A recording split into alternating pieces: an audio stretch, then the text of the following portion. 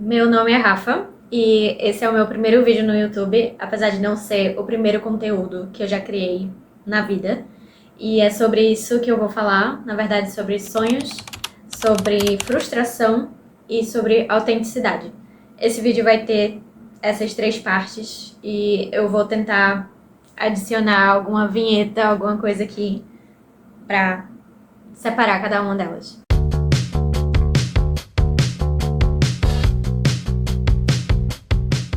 Não quer, tá bom. Foi minha falta de habilidade pra te colocar no colo. Eu sei. Tudo bem.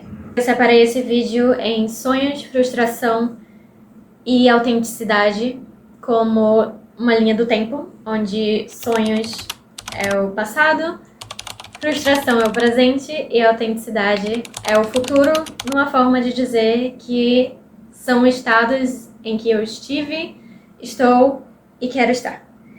E sobre a minha história em relação à carreira, arte, criação de conteúdo na internet, criação para o YouTube, tudo isso voltado para o fato que eu amo escrever, eu amo livros, como dá para ver aqui um pedaço, eu amo arte. Um vídeo mais vulnerável, é o primeiro vídeo que eu faço nesse estilo. Vamos lá para a história de fato.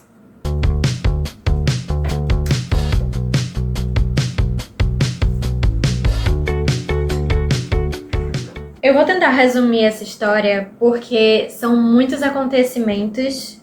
Quando a pessoa tem isso da arte dentro dela, né? Sempre envolve muitas coisas até que ela consiga fazer o que ela realmente quer. Não que eu esteja dizendo que eu estou fazendo exatamente o que eu quero, mas assim, todo mundo que tem que se identifica com isso de querer fazer coisas relacionadas à arte, tem um pouco desse sentimento de quando que eu vou chegar lá, né? Tipo, é todo um processo, assim. A não ser que você seja muito assim, já nasceu pronto, sabe? Vou tentar resumir um pouco porque a história é bem longa. Tudo começou quando eu era uma criança. Não. Vou resumir a história e aí do nada eu falo, tipo, horrores.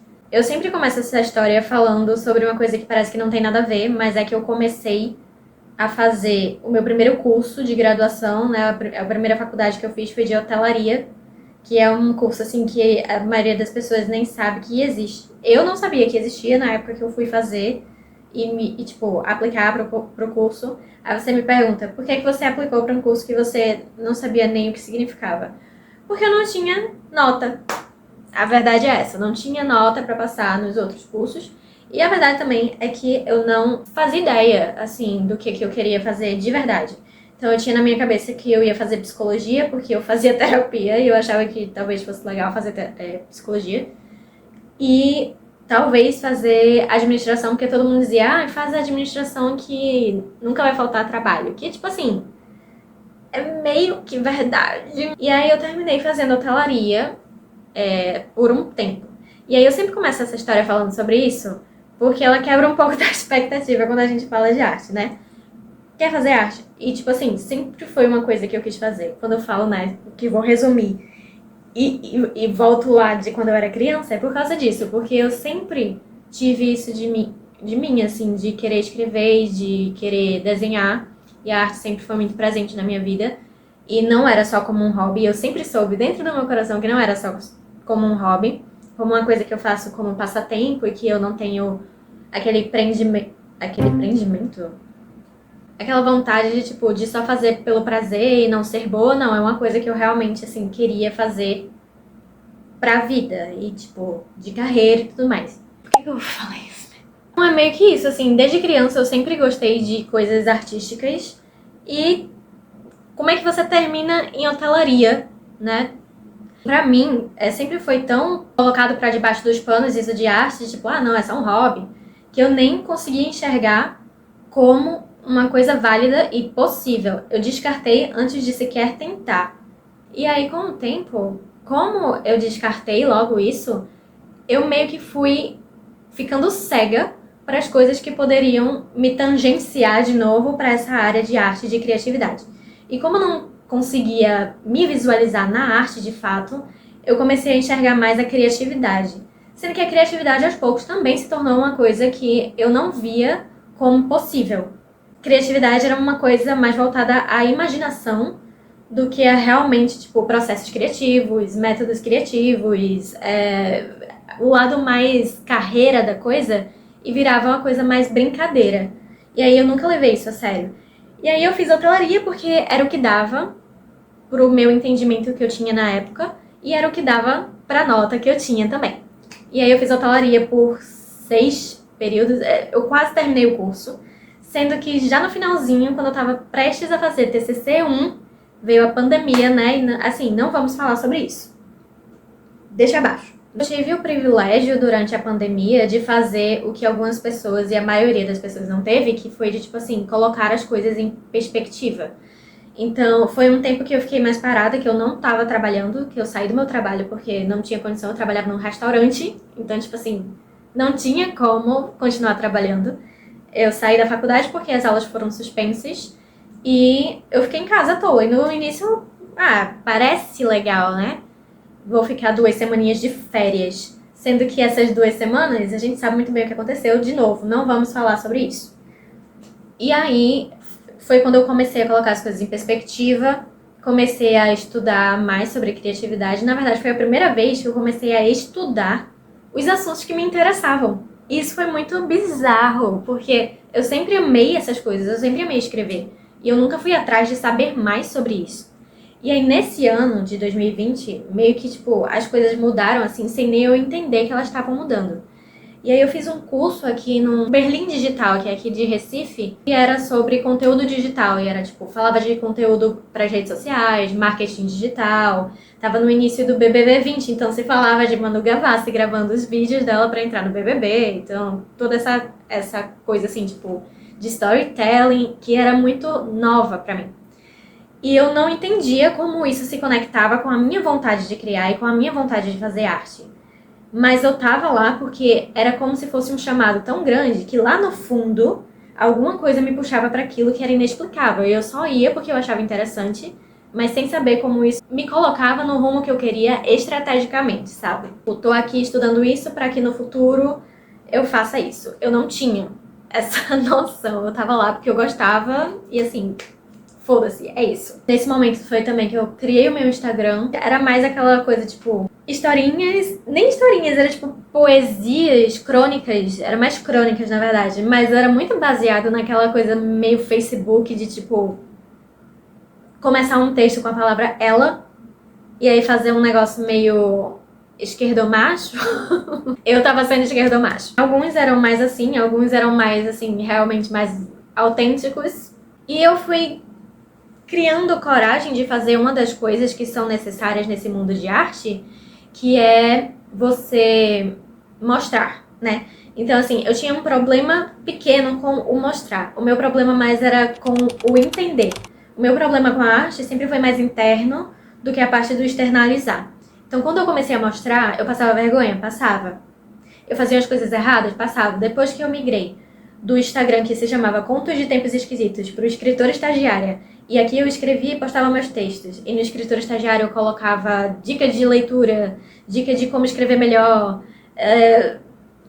ficha de personagem, 5 porquês, enfim, coisas técnicas. E tudo isso foram fases do que eu ia consumindo também. De tipo marketing digital, dessa galera guru que surgiu nesse período, de outras pessoas que começaram a surgir no Bookgram. E que, tipo assim, eu nunca segui, eu nunca consumi. E não faz o menor sentido, porque eu sempre amei. E eu não. Enfim. Esqueci o que eu ia dizer. E, enfim, eu dei meio que uma esquecida no que eu tava falando. É bom gravar sem roteiro por causa disso. Fiz esse Instagram, né? E ele teve fases, ele foi evoluindo conforme o que eu ia consumindo. O que já é o indicativo da segunda parte do vídeo, mas calma, também não vamos colocar a carroça na frente dos bois. E as coisas foram evoluindo a partir daí. E no final de 2020, eu decidi que eu ia fazer o famigerado Enem de novo. Eu tava lá com meus 21 anos. 21? Acho que sim. E eu decidi que eu ia fazer o Enem de novo. Era o meu 6º Enem. Eu acho que nem se eu tivesse tentado medicina, eu tinha feito tanto Enem na minha vida. Mas eu fiz o Enem pela 6ª vez em 2021. E eu fiz pra pela primeira vez, com consciência, só nesse período que eu comecei a estudar mais e tal, foi que eu comecei a entender o que eu queria fazer, e isso era publicidade. Eu decidi que eu ia trocar de área, que eu não ia mais voltar pro curso, porque ele estava trancado, eu podia voltar. De hotelaria, né? E eu decidi que eu ia pra publicidade, porque eu comecei a ver que, tipo, a galera também era, que escrevia ficção, também era redatora, ou enfim, que trabalhava com essa área, que eu também gostava muito e era muito interessada, e eu pensei, finalmente as coisas fizeram sentido pra mim. Comecei a fazer e agora eu já estou na reta final do curso. O meu sonho grande de infância sempre foi escrever e escrever ficção. E durante o ano de 2021 inteiro, eu passei escrevendo o meu primeiro livro, que foi publicado, Apenas uma Vida Inteira. E que, assim, foi um processo muito maluco.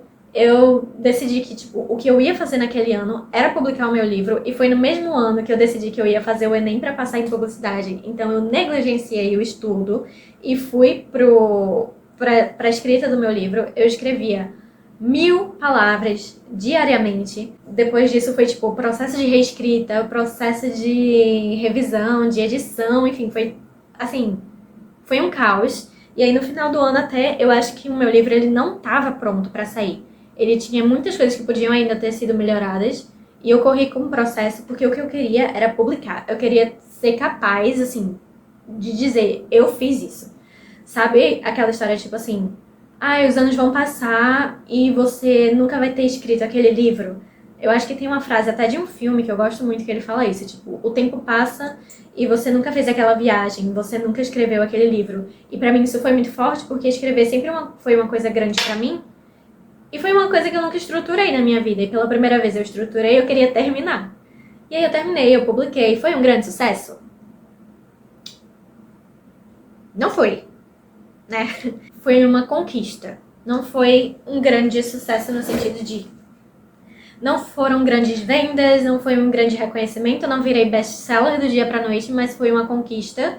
E foi tipo assim, cara, meu sonho, né, é possível. Aquela criança que escrevia e que dizia, você é escritora, e aquele clichê que eu sempre conto nessas histórias, que minha tia dizia, a gente vai ter uma escritora na família. Quando eu escrevia coisinha besta, assim, de fada, que eu tinha, tipo, 5 anos.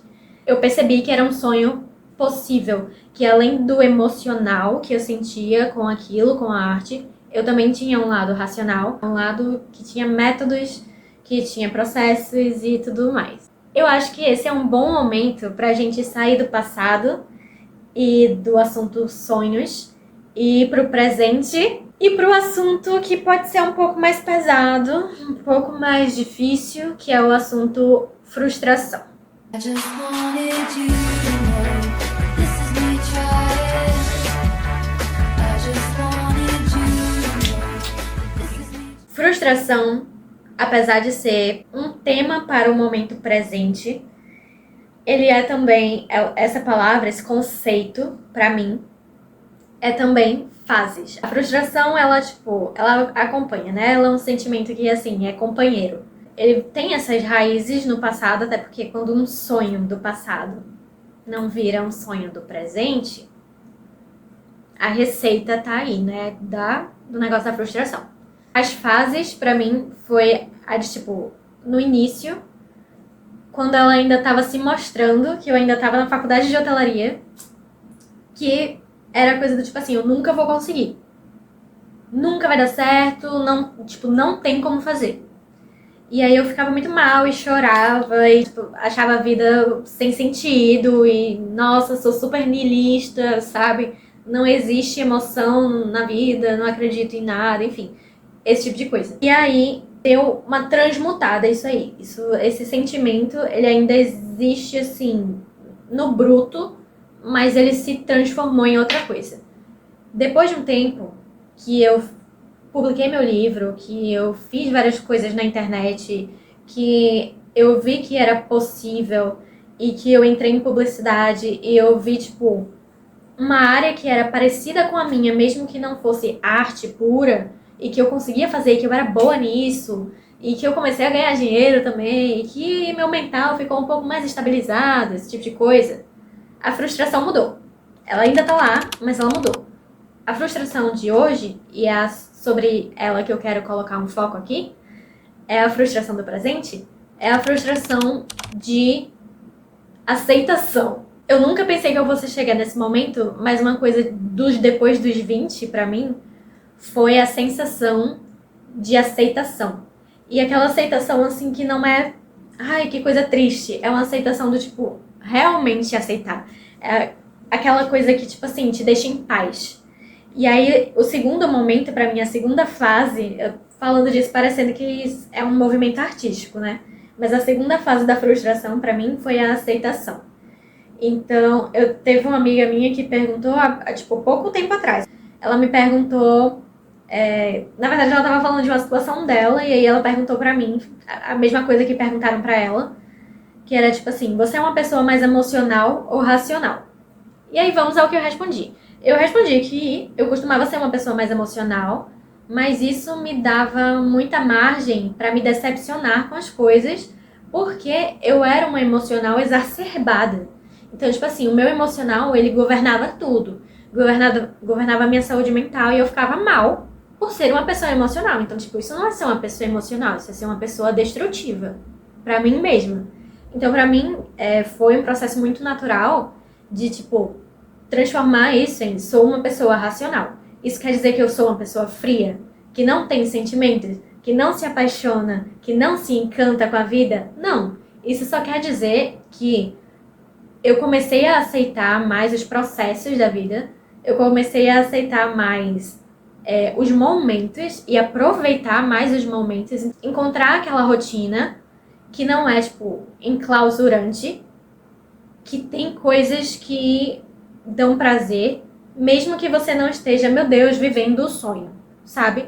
Então, pra mim, foi uma coisa mais tipo assim, se eu sou uma pessoa racional, isso muda tudo, porque torna as coisas possíveis, torna a rotina vivível, torna as coisas mais fáceis.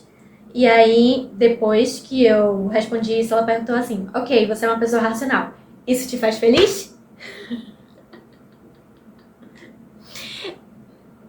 Essa pergunta é muito complicada, porque felicidade, no geral, assim, geralmente como a gente conceitua, né, a coisa é uma coisa muito mais complexa do que a gente fala. Eu acho que eu não consigo falar de, tipo, ai meu Deus, estou feliz, não estou feliz. Eu acho que, tipo assim, o meu momento atual é um dos melhores momentos que eu já vivi em questão de, tipo assim, bem-estar, né, de, tipo, bem-estar de vida, de qualidade de vida, de tudo que eu já vivi, assim, principalmente pela questão de saúde mental e tal.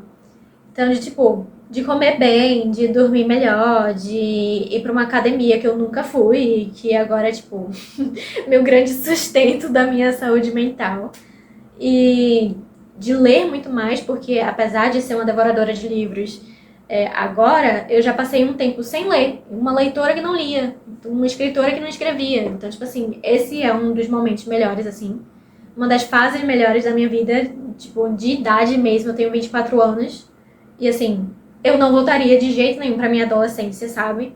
Só se eu tivesse com a cabeça de agora, pra, tipo, fazer as coisas com a mentalidade boa. No que diz respeito, assim, ao profissional, à carreira, aos sonhos, à arte, se a gente tá associando isso à felicidade, aí eu já não sei. E aí eu acho muito pesado também colocar toda essa carga sobre um aspecto da sua vida. Tipo, se eu for uma escritora de sucesso, eu vou ser feliz. Não sou da vibe que faz o artista torturado. Eu até finjo, às vezes, nas coisas que eu escrevo. Porque eu gosto de um drama e de uma melancolia.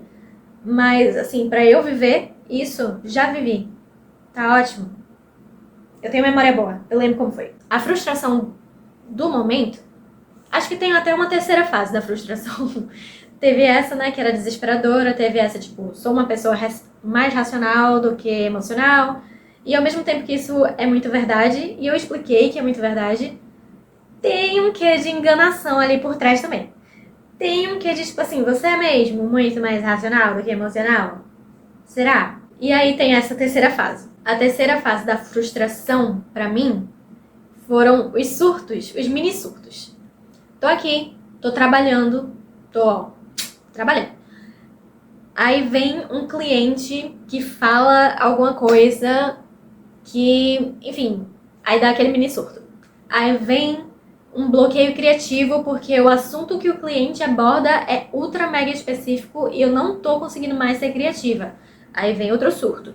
Aí vem aquela leve pressão do nada, assim, dizendo: e se você fizer isso pro resto da sua vida? E se? Sabe os pensamentos intrusivos? São esses. Então esses mini surtos, eles foram se acumulando e me abriu a possibilidade de repensar o que eu achava que já era certo. Assim, foi uma enxurrada de coisas, assim, de mini coisas que começaram a voltar a me perturbar. Porque eu já não tava mais preocupada com esse tipo de coisa. Eu já tava, tipo, levando um dia de cada vez. E o que eu puder fazer aqui, tudo bem. O que eu puder fazer aqui, tudo ótimo. Mas aparentemente não estava tudo ótimo. Tudo isso foi se amontoando e o resumo é que são decisões. Decisões. Uma das coisas que mais, assim, me pegam sobre escrever é que escrita é 100% decisão. 100% do tempo. O jeito como você escreve um personagem, como você decide que ele aparenta, é uma decisão consciente. O jeito como você escreve uma cena é uma decisão. Quando você escolhe uma cena em detrimento de outra, é uma decisão. Em segundos que você tá ali teclando, você tá fazendo várias micro decisões que na verdade não são nada micro, porque tudo isso vai influenciar na narrativa, que vai influenciar no resultado final, que vai influenciar em será que eu escrevi a coisa que eu realmente queria escrever? Será que eu não podia ficar mais tempo trabalhando nisso? Será que as pessoas vão gostar? Enfim, esse tanto de coisa tava na minha cabeça. Começou a voltar pra minha cabeça, na verdade. Sendo que o que mais ficou presente agora, no momento de frustração pra mim, foi que, tipo assim, eu queria crescer na internet, entendeu? Eu ficava muito frustrada pelas coisas não estarem dando certo. Essa questão toda do tipo, eu não quero ter sucesso, eu quero ser eficiente, meio que foi caindo por terra, porque eu não estava conseguindo ser eficiente. E aí a questão do racional todo também caiu por terra, porque se eu não consigo ser eficiente também, o que é que eu tenho, sabe? Se o racional era pra me dar eficiência, eu não tô conseguindo ter eficiência, sabe? Sei lá, são tantas questões. Quando eu entendi o que eu estou fazendo no presente, me clareou um pouco do porquê eu estou me sentindo frustrada. Porque eu estou misturando coisas internas com coisas externas. Que a frustração é isso. A frustração é um sentimento meu. É uma medida minha. O próprio livro mesmo. É tipo, eu escrevi o livro, mas tipo, pra mim não foi o suficiente porque ele não rendeu tanto quanto eu achei que ele poderia render. E por mais que eu tente me dar esse mérito, eu ainda fico, tipo assim, focada muito no resultado, que é uma coisa externa. Sendo que a frustração, ela vem disso aqui, né? E eu tava sempre focada no externo. Então, tipo, o que é que eu posso fazer pra alcançar mais pessoas? O que é que eu posso fazer pra engajar mais pessoas? O que é que eu posso fazer pra ter mais leitores antes de ter um segundo livro? O que é que eu posso fazer pra escrever um livro bom? Sem pensar no quanto isso tava me causando uma coisa interna que eu também só poderia curar com uma questão interna. O resultado que eu queria ter não batia com o propósito, assim, do meu momento. Até que eu me deparei com a questão toda da autenticidade. Eu, particularmente, tinha essa questão de, tipo, não sei ser autêntica. É isso, acabou o vídeo. Meu grande questionamento era, eu não sei ser autêntica. Eu não sei se o que eu tô fazendo agora é porque eu realmente quero ou porque é a coisa do momento. E aí eu tô querendo dar certo. E já que falamos sobre todas essas frustrações, foi um pedaço mais brutal, eu diria, desse vídeo. Vamos botar um ponto final, porque eu sinto que se eu não parar de falar sobre isso, eu vou ficar aqui eternamente. Então, vamos para a terceira parte desse vídeo, que é o futuro ou o tema autenticidade. Vamos lá.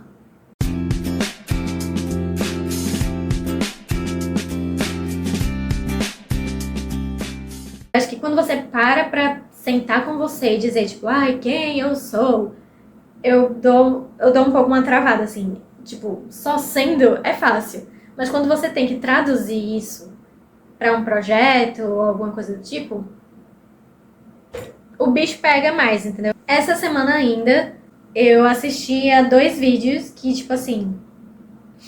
É interessante como as coisas se encaixam no nosso momento, né? Porque eu poderia ter assistido esses vídeos em outro momento e, tipo, não tirado as lições que eu tirei dele. Inclusive, eles não são especificamente sobre o que eu tô falando aqui, mas, tipo assim, a visão que eu tive do momento foi um negócio muito específico que eu tirei naquele momento e só eu podia tirar naquele momento, sabe? E foram 2 vídeos que me fizeram ter a inspiração de fazer esse aqui. O primeiro foi um vídeo da Read with Anna. Eu não sei se eu estou falando certo. É isso aí, é uma booktalker, booktuber. E ela estava falando sobre críticas nas redes literárias, né? Nas redes literárias e, tipo, nas redes sociais que as pessoas criam conteúdo literário. E ela estava falando que, tipo assim, ela ficou frustrada também porque durante um bom tempo ela parou de criar do jeito que ela gostava de criar. Então ela fazia aqueles vídeos que eram vídeos pílula, sabe? Assim, coisa muito rápida, que é tipo, aparentemente o negócio do momento, né? Se você fizer um vídeo longo como esse, ele não tem tanto sucesso, ele não performa tão bem quanto um vídeo que você pode assistir em 5 segundos e passar pra cima e assistir outro. Ela tava falando justamente disso, que a produção dos vídeos dela, do material dela, tava sendo muito mais rápida e, tipo, mercadológica. Ela tava transformando aquela coisa que era, tipo, sobre arte, sobre paixão, sobre a literatura, sobre o lado emocional até, e transformando isso em lógica mercadológica. Lógica de mercado. Transformando isso em uma economia. Transformando isso em, tipo, movimentar a roda e só. Por mais que eu não tenha... Ainda por cima fazendo isso mal. Porque por mais que eu não tenha, tipo, os vídeos de qualidade, mas tipo, o que eu tô fazendo é tentar acompanhar esse ritmo. Sendo que eu não consigo acompanhar esse ritmo. De verdade, não tenho condição, não tenho tempo suficiente, não tenho cabeça suficiente, sabe? Pra estar fazendo esse tipo de conteúdo. E não é nem só isso, é que tipo assim, quando eu posto um vídeo que eu posto só por postar, só pra ter constância e não ser esquecida no meio de tantos outros vídeos, que eu estou sendo porque eu não estou fazendo uma coisa de qualidade, isso não tá me trazendo aquele benefício interno que eu teria se eu estivesse produzindo alguma coisa que eu realmente, sabe? Porque eu tava tentando dar certo e esquecendo que eu tinha uma coisa que eu gostava de fazer e que eu não tava mais gostando tanto de fazer, porque eu gostar ou não daquilo estava sendo vinculado àquilo ter sucesso ou não. E parece uma coisa muito besta e muito óbvia, mas foi um momento assim que finalmente caiu a ficha. E aí eu assisti outro vídeo que também me ajudou muito, que foi o do Thiago, do Tira do Papel, que assim... é um exemplo, assim, do que a internet deveria ser. Eu assino a newsletter dele, tipo assim, ela me traz uma paz que é tão rara na maioria das coisas da internet. E, enfim, eu assisti um vídeo dele que ele fazia um Q&A, perguntas e respostas. Uma das perguntas que ele tirou, eu não lembro qual foi a pergunta exata. Avião. O avião mais longo da história do planeta. Eu não lembro qual foi a pergunta exata que ele respondeu e que me fez ter esse clique sobre o que eu vou falar aqui agora. Mas era alguma coisa sobre como ser autêntico. Era alguma pergunta assim, tipo, como descobrir a sua autenticidade. Ou era alguma pergunta sobre como ter constância criando nas redes sociais. Ele falou mais ou menos uma coisa assim, que é importante você saber o que você gosta. E eu tava lembrando até de uma parte específica do vídeo que ele dá um exemplo. E o exemplo foi justamente de escrita. Tipo, como é que você vai criar na internet, né? Seja o conteúdo que for, se aquilo ali não faz parte das coisas que você gosta, não foi o motivo pelo qual você começou, não faz sentido. Se aquilo ali não tem cabimento, sabe? Não faz sentido, não se conecta com a sua vida. Se você é uma pessoa que gosta muito de escrever, por que você tá sempre criando vídeos? Isso meio que foi um pouco chocante pra mim. Ele não falou exatamente com essas palavras, mas tipo assim, se você gosta de escrever, por que você tá criando em áudio? Por que você tá criando em vídeo e não escrevendo? E aí eu fiquei... E aí você me pergunta, mas por que você tá fazendo esse vídeo enorme se você gosta de escrever e teve esse insight e deveria estar escrevendo? Porque eu gosto muito de falar também. Apesar de ser uma pessoa quieta em muitos momentos, quando eu tô falando das coisas que eu gosto, eu viro uma matraca. Eu falo, tipo, pelos meus cotovelos, assim, com força, com força. Nesse vídeo dela, ela falava isso também, que, tipo assim, ela não gostava dos formatos curtos, dos formatos meio pílula, porque ela gostava de falar, ela gostava de analisar, ela gostava de dissecar as coisas que ela falava, ela gostava de refletir. E aí eu me vi muito nisso, porque, tipo assim, eu acho que o vídeo mais longo que eu criei falando sobre algum livro tinha 5 minutos, eu acho. 7, no máximo. E eu fico pensando, tipo assim, na época que eu postei esse vídeo, eu acho que o vídeo era até maior e eu ficava, nossa, como eu posso fazer esse vídeo ficar menor? E aí eu cortava, tipo, espaços terríveis até ele ficar, tipo, super pequeno. Ou então quando eu gravava um vídeo de 3 minutos, ou no máximo 5, eu ficava, poxa, mas seria bom se ele encaixasse no tempo de 1 minuto e meio, porque é o máximo explodindo que o Instagram aceita, ou que a atenção da pessoa vai ficar retida ali, nananã. Não fazia o menor sentido pra mim. Eu gosto de falar, eu gosto de analisar, eu gosto de refletir. Eu comecei a fazer um clube de leitura com 2 amigas minhas, divisor de águas na minha vida. E a gente fala super sobre os livros, e aí a conversa do livro vira uma conversa da vida. E eu adoro falar sobre a vida. Eu adoro, tipo, perguntas introspectivas. Eu adoro saber sobre os detalhes e traumas das pessoas e coisas profundas. Então por que eu tô fazendo coisas superficiais? E não tô dizendo que, tipo, você é super superficial, de ficar assistindo um vídeo de 30 segundos e ficar arrastando pra cima. Não, o que eu tô dizendo, tipo assim, é que quanto você pode cobrir de um assunto falando sobre ele em 30 segundos? Quanto você pode refletir falando sobre uma coisa em 15 segundos? E isso é o que eu gosto de fazer. Eu gosto de escrever. Então eu percebi que gosto de escrever e não estou escrevendo. Gosto de falar e refletir e não estou falando e refletindo. E estou ficando frustrada, porque essa parte interna minha é uma parte que eu tô negligenciando para que pros outros e pros resultados e pros números, que eu não tenho, no caso, a coisa possa funcionar. Então não tá funcionando nem aqui, nem aqui. Isso aqui é uma das coisas que eu sempre quis fazer. Isso aqui que eu tô fazendo agora. Esse vídeo só falando com a câmera. E eu tô falando sobre coisas de mim, eu tô falando sobre coisas de ser humano, eu tô falando sobre coisas de mentalidade, eu tô falando sobre isso agora, mas eu poderia estar falando de um livro que eu gosto, de um personagem, de assuntos que eu gosto, sabe? Eu sempre fui muito, tipo, a criança chata que falava sobre coisas que ninguém queria falar. Eu sempre fui a criança que escutava música que adulto ouvia. A criança que... E até depois mesmo, a pessoa que fala de assunto sério quando tá todo mundo querendo só curtir e se alienar. E não que eu seja, tipo, super politizada, nem sou, eu acho. Nem que eu seja, tipo, super militante ou qualquer coisa do tipo. É só que, tipo assim, eu gosto de coisas que mexem lá no fundo, sabe? Eu gosto de coisas que são profundas, que são... Até a forma como eu tô falando aqui.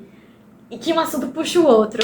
E da quantidade de tempo que eu tô passando falando sem roteiro e sem, tipo, quebrar as coisas, sem precisar ficar, tipo, preciso falar sobre isso, porque é tão natural pra mim. Tudo isso eu tava negligenciando. Eu já fiz um vídeo quando eu tinha uns 12 anos. 12 eu acho que é pouco. Eu acho que eu tinha 13. Qualidade bem pior, com background bem pior. Era um vídeo assim, falando com a câmera. Sendo que eu tava com dor de dente. E eu tava estressada, eu tava, tipo, literalmente chata nesse dia. E aí eu só fiz gravar o vídeo porque eu assistia YouTube e eu queria ser uma youtuber também. Eu assistia os youtubers E eu queria, tipo, falar sobre minha vida. E eu queria fazer, tipo, 25 perguntas sobre mim. E eu queria fazer, tipo, ai, assisti um filme e amei. Veja por quê, você deveria assistir também. E eu tentei criar um blog lá em 2015, por aí. E não continuei porque eu tinha medo de mostrar, sabe? Então, tipo, foram várias coisas que eu fui suprimindo. E pelo medo de não dar certo. Mesmo com motivos diferentes, todas foram pelo medo de não dar certo. E agora, nesse momento aqui, pelo menos, a motivação de eu ter criado isso aqui foi porque eu quero. Eu comecei a gravar isso aqui porque talvez seja falta de terapia. Se eu falasse sobre isso na terapia, talvez eu tivesse um lugar pra colocar. Mas eu fiz isso na base de tudo porque eu queria. E acabou. Pronto. Sabe, eu acho que eu deixei de fazer as coisas que eu só queria. O que é muito triste, porque ninguém tá me impedindo. O pior de tudo é isso. É que quem tá colocando a marra em cima de mim sou eu. Só eu. E aí eu fiz, chega. Vou fazer o que eu quero agora. Eu vou dizer um negócio agora que, tipo assim, mudou minha vida quando eu ouvi. E aí depois eu esqueci. E foi uma coisa que eu ouvi na terapia, que foi assim, você não é uma desistente. Isso aí mudou o rumo da minha vida por pouco tempo. Depois eu esqueci. Mas isso mudou o rumo da minha vida por um bom tempo. Porque eu sempre pensava, tipo assim, eu sou uma desistente, sabe? Tipo, eu desisti do meu curso de hotelaria. Enfim, eu saí citando coisas na sessão e, tipo, eu ficava com esse peso. Tipo, pô, eu sou uma desistente. Eu sou uma pessoa que desiste das coisas, que deixa as coisas pela metade, inacabadas. E aí, essa sessão foi justamente uma das primeiras, ou foi, tipo, uma das primeiras depois que eu publiquei o meu livro, ou foi uma das últimas antes de eu publicar o meu livro. E aí ela falou pra mim assim, uma pessoa que desiste de tudo, uma pessoa que deixa coisas inacabadas, uma pessoa que não finaliza projetos, não escreve um livro. Aí eu já aqui. Aí depois ela falou essa outra frase, você não é uma desistente. Você não é uma pessoa, você não pode se enxergar como uma pessoa que desiste e que deixa coisas inacabadas. O que eu faço? Eu abandono as coisas que eu não quero mais fazer. Eu acho que uma coisa que eu sempre tive foi consciência. Consciência não. Feeling. Tá vendo a parte emocional aí?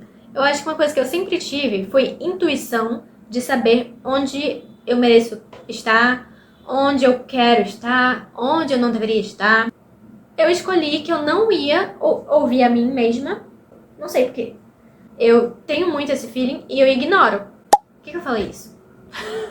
E aí eu acho que com muitas das coisas relacionadas à arte, sabendo o que eu deveria fazer e negando isso a mim mesma. Eu acho que esse vídeo é um passo simbólico, pequeno, mas que, tipo, tá rumo ao que eu realmente quero fazer. Cara, eu adorei fazer isso. Eu já quero fazer de novo. Enquanto eu falava tudo isso que eu falei até agora, eu pensei em vários assuntos pra fazer outros vídeos grandes, assim. Vídeo de lavar prato, vídeo de botar e ouvir feito podcast.